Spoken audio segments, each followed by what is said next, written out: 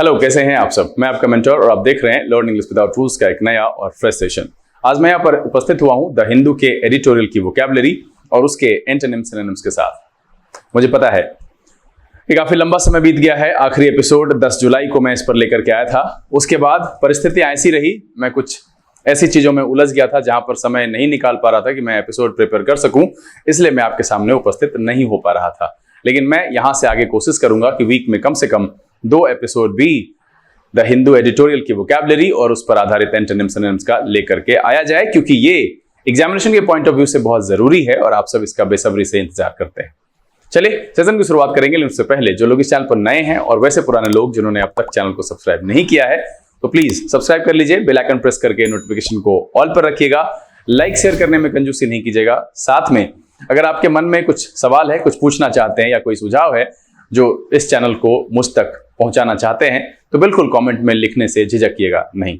चलिए सेशन की शुरुआत करेंगे।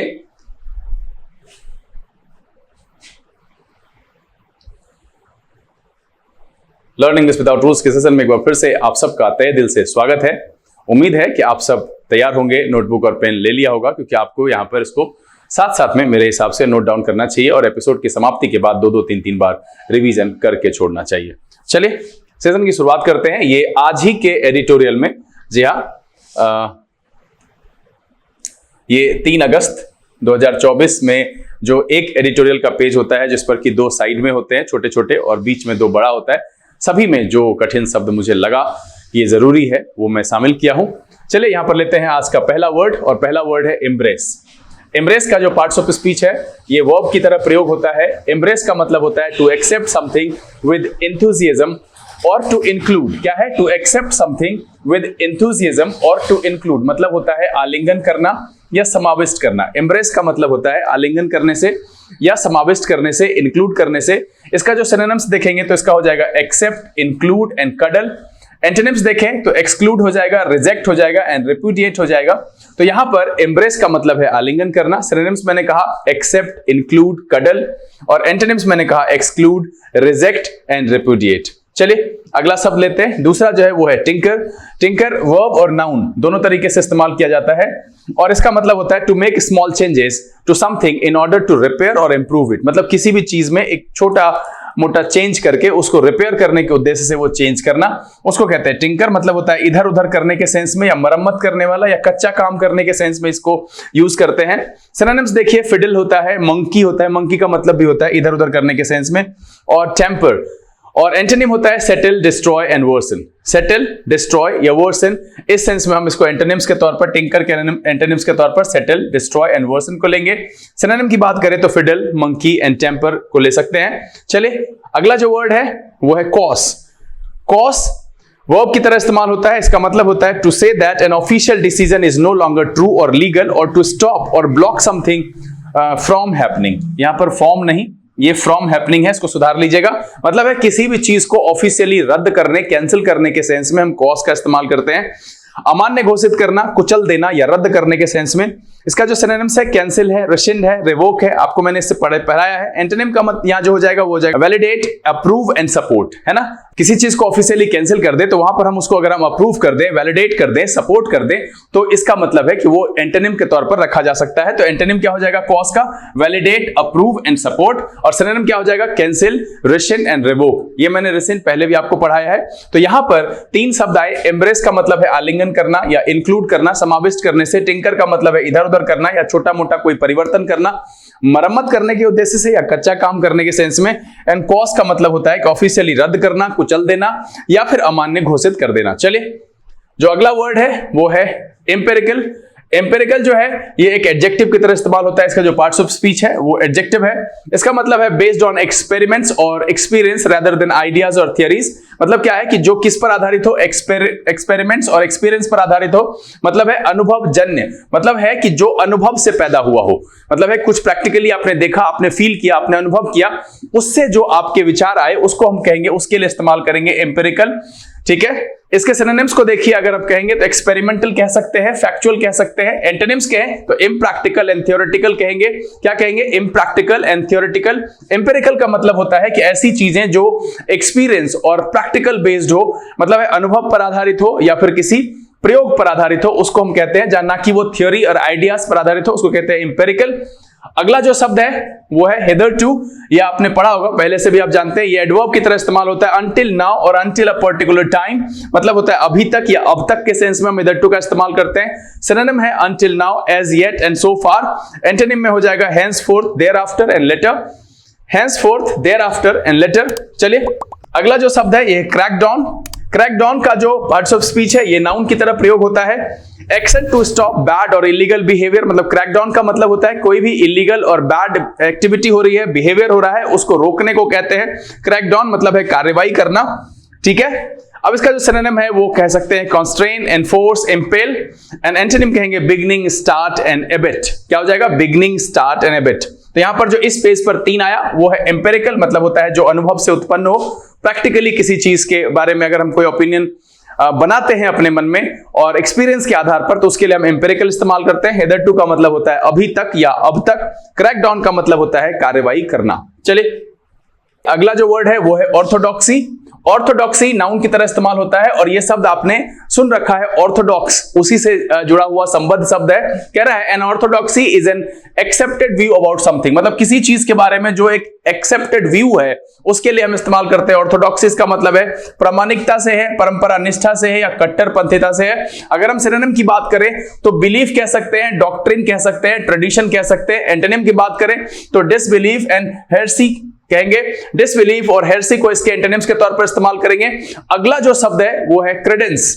क्रेडेंस नाउन की तरह इस्तेमाल होता है the believe that something is true मतलब ऐसी मान्यता कि कुछ सही है, मतलब है इसको कह सकते हैं विश्वास या विश्वसनीयता से, है ना। क्रेडेंस का मतलब क्या होता है? विश्वास या विश्वसनीयता से। अब इसका सिनोनिम कहेंगे तो कॉन्फिडेंस कह सकते हैं, ट्रस्ट कह सकते हैं, फेथ कह सकते हैं। एंटोनिम्स की बात करें तो डाउट कह सकते हैं, सस्पिशन कह सकते हैं एंड डिस्ट्रस्ट कह सकते हैं। तो पहला जो है ऑर्थोडॉक्सी, इसका मतलब होता है प्रामाणिकता से या कट्टरपंथीता से, ऑर्थोडॉक्स से जुड़ा हुआ है। क्रेडेंस का मतलब है विश्वास या विश्वसनीयता से। अगला जो शब्द है वो है यहां पर ब्रिम। ब्रिम का मतलब होता है वर्ब या नाउन की तरह। सबसे पहले तो इसका जो पार्ट्स ऑफ स्पीच है ये वर्ब और नाउन की तरह इस्तेमाल होता है। ब्रिम का मतलब होता है to be full of something मतलब होता है भरा हुआ होना, लबालब होना। And top edge of cup, glass etcetera मतलब किनारे के सेंस में भी इस्तेमाल करते हैं। 2 मीनिंग है, भर जाने के सेंस में, किनारा के सेंस में या भरा हुआ होने के सेंस में इस्तेमाल करते हैं। इसका जो सिनोनिम है वो है verge, edge and fill up. इस दोनों का मतलब जो है किनारे से होता है और इसका मतलब भरे होने से होता है। सिनोनिम का यहां पर मैंने दोनों अर्थ के लिए एंटोनिम सिनोनिम रखा है तो आप मीनिंग देख करके चुनिएगा। वर्ड्स का मतलब किनारा, एज का मतलब किनारा, फिल अप का मतलब भरे होने से। एंटोनिम की बात करें एम्प्टी कहेंगे, डिप्राइव कहेंगे एंड इनसाइड कहेंगे। किनारा के लिए इनसाइड हो गया। यहां पर एम्प्टी एंड डिप्राइव कहने का मतलब भरे होने का अपोजिट के तौर पर हम इस्तेमाल करेंगे। तो इस पेज पर जो शब्द आया वो है ऑर्थोडॉक्सी मतलब होता है प्रामाणिकता, कट्टरपंथीता। दूसरा है क्रेडेंस, इसका मतलब होता है विश्वास या विश्वसनीयता। तीसरा जो है ब्रिम, इसका मतलब होता है किनारा या भरे हुए होने से या भरे होने के सेंस में हम इस्तेमाल करते हैं। चलिए अगला जो शब्द है वो है कंड्यूसिव और कंड्यूसिव का पार्ट्स ऑफ स्पीच है। ये एडजेक्टिव की तरह इस्तेमाल होता है। मीनिंग देखिए कह रहा है टेंडिंग टू कॉज और प्रोड्यूस समथिंग मतलब है किसी चीज के होने का या प्रोड्यूस होने का कारण बनना, मतलब है सहायक, उपकारी या बढ़ने वाला। यहां पर ये दोबारा लिखा गया है। तो कंड्यूसिव का मतलब क्या है? सहायक, उपकारी या बढ़ने वाला। अगर हम इसके सिनोनिम की बात करें तो क्या होगा? कोई भी चीज अगर फेवरेबल है तो वो उसके बढ़ने में मदद करेगी, सहायक होगी। बेनिफिशियल है, यूजफुल है तो मतलब है कि वो सहायक है, बढ़ाने वाला है। तो इसके सिनोनिम के तौर पर हम फेवरेबल को रख सकते हैं, बेनिफिशियल को रख सकते हैं, यूजफुल को रख सकते हैं। एंटोनिम के तौर पर क्या रखेंगे? हार्मफुल होगा, अनफेवरेबल होगा और बैड होगा, है ना। तो इसके एंटोनिम के तौर पर क्या क्या हो गया? हार्मफुल हो गया, अनफेवरेबल हो गया और बैड हो गया। कंड्यूसिव का मतलब क्या है? सहायक, उपकारी या बढ़ने वाला। चलिए अगला जो वर्ड है वो है इंपीड। ये एक वर्ब की तरह इस्तेमाल होता है। इसका जो पार्ट्स ऑफ स्पीच है वो वर्ब है। इसका मतलब है टू मेक इट डिफिकल्ट और डिफिकल्ट फॉर समथिंग और समबडी टू मूव और गो फॉरवर्ड मतलब है किसी चीज को या किसी व्यक्ति को आगे बढ़ने से रोकना, यानी अटकाने या रोकने के सेंस में इसका इस्तेमाल करेंगे। तो इंपीड का मतलब जो होता है वो होता है अटकाना या रोकना। अगर हम सिनोनिम की बात करें तो हिंडर हो जाएगा, ऑब्स्ट्रक्ट हो जाएगा, हैम्पर हो जाएगा। एंटोनिम की बात करें तो फैसिलिटेट हो जाएगा, हेल्प हो जाएगा और जो सेकंड है इसका मतलब समर्थन करने से होता है। तो अगर हम किसी को रोक रहे हैं तो उसका जो एंटोनिम होगा उसको सपोर्ट करने से होगा। तो यहां पर जो आएगा 2 शब्द आया इस पेज पर। पहला जो आया कंड्यूसिव, इसका मतलब है सहायक, उपकारी या बढ़ने वाला। इंपीड का मतलब है अटकाना और रोकने से। सिनोनिम क्या है? Hinder, obstruct, hamper.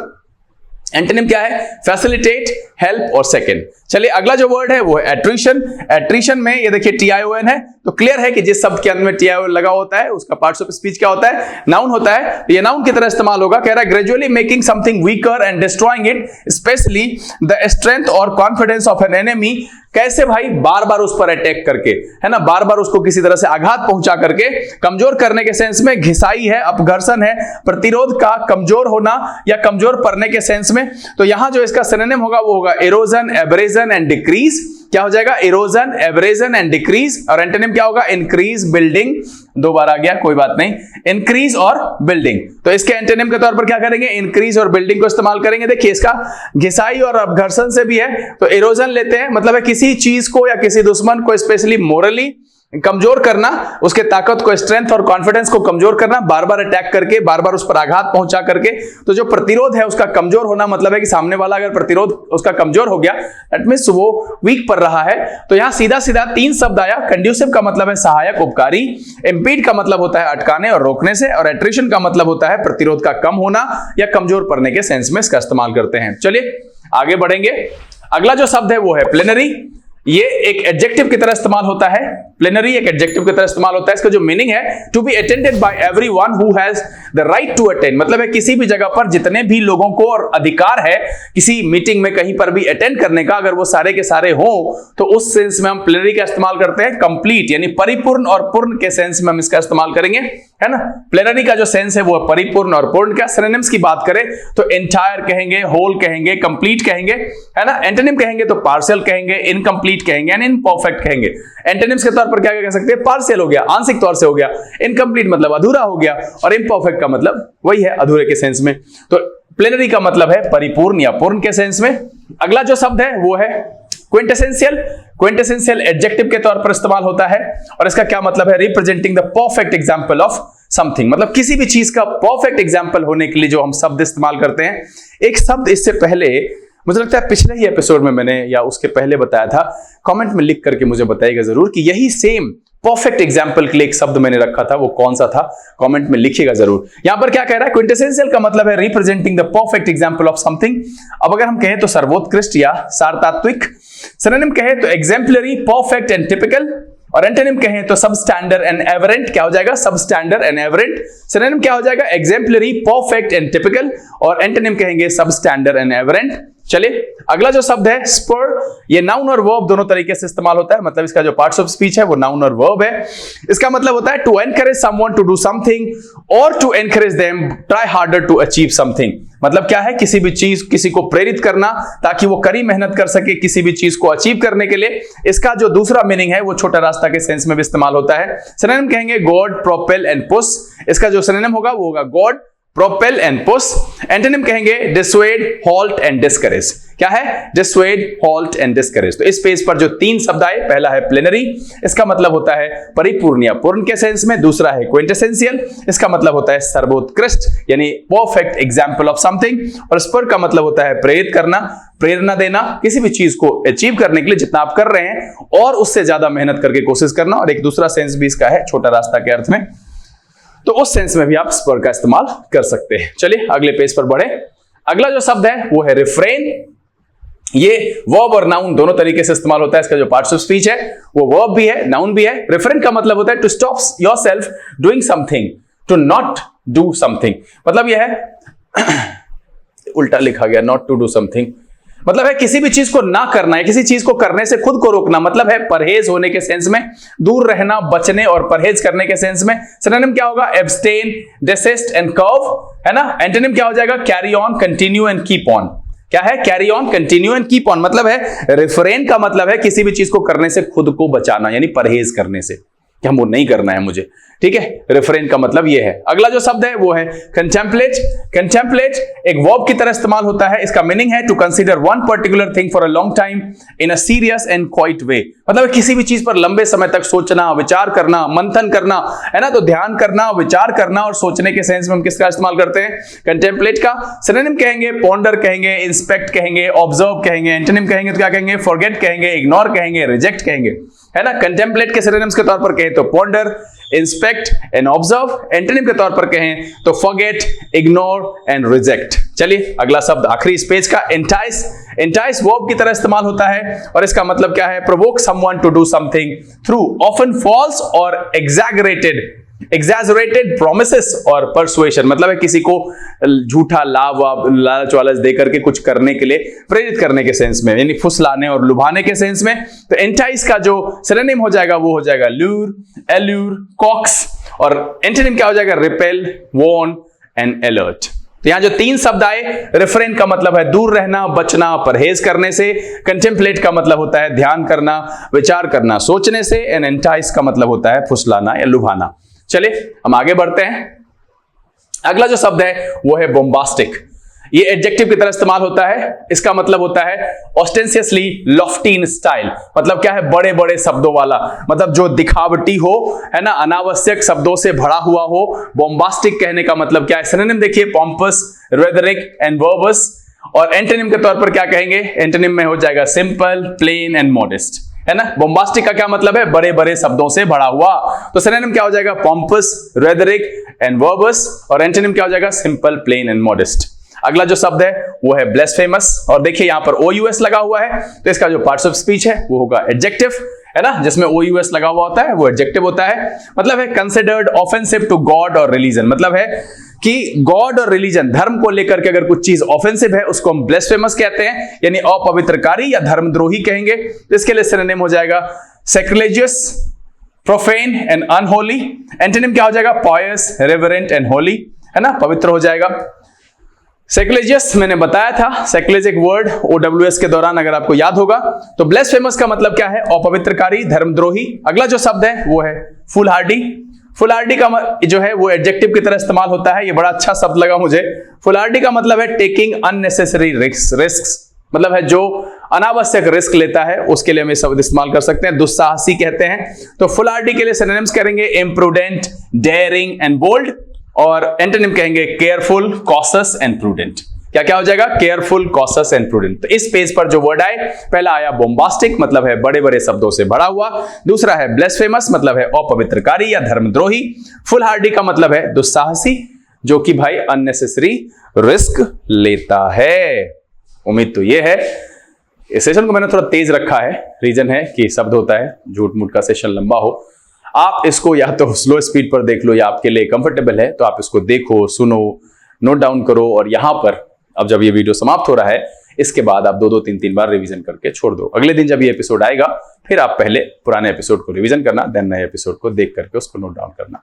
उम्मीद तो ये है कि यहाँ पर बहुत सारे शब्द आपको नए मिले होंगे और आपको बहुत मजा आया होगा सेशन को देख करके। अगर ये वीडियो अच्छा लगा आप इसे लाइक कर दीजिए। अगर आपने अब तक चैनल सब्सक्राइब नहीं किया है तो देर किस बात की है। इस तरह के इन्फॉर्मेटिव वीडियोस यहां से मिले, इसलिए चैनल को सब्सक्राइब कर दीजिए, बेल आइकन प्रेस करके नोटिफिकेशन को ऑल पर रखिएगा। समय यहां से विदा लेने का, बहुत जल्द इस तरह के एपिसोड के साथ फिर आपके सामने उपस्थित होंगे। तब तक के लिए आप घर में रहिए, खुश रहिए, मस्त रहिए, अपना और अपने परिवारजनों का ख्याल रखिए, लेकिन पढ़ते लिखते जरूर रहिएगा। लर्न इंग्लिश विदाउट रूल्स के सेशन से this is BK Singh signing off. Keep reading, keep practising. Thank you, God bless you.